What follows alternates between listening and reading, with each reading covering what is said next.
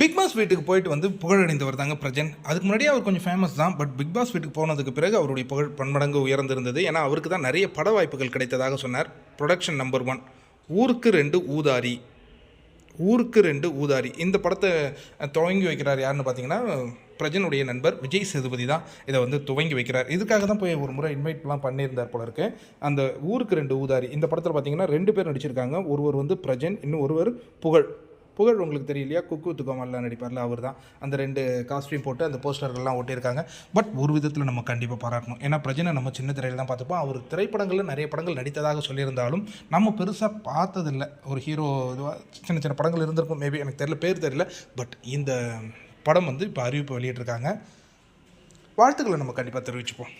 ஏன்னா ஒரு big pass போய் ஒரு பட வாய்ப்பை பெற்று அதன் மூலமாக ஒரு தமிழ் திரையுலகில் ஒரு மிகப்பெரிய ஹீரோவாக வலம் வர இருக்கின்றார் பிரஜன். அப்படிங்கும்போது இது சாண்ட்ராவுக்கு ரொம்ப மகிழ்ச்சியாக இருக்கும். ஏன்னா சாண்ட்ரா வந்து பிக் பாஸ்க்கு வந்ததுக்கு காரணமே பிரஜன் தான் அப்படின்னு சொல்லியிருந்தாங்க. இப்போ பிரஜனுக்கு வந்து ஒரு ஹீரோ வாய்ப்பு கிடச்சிருக்கு.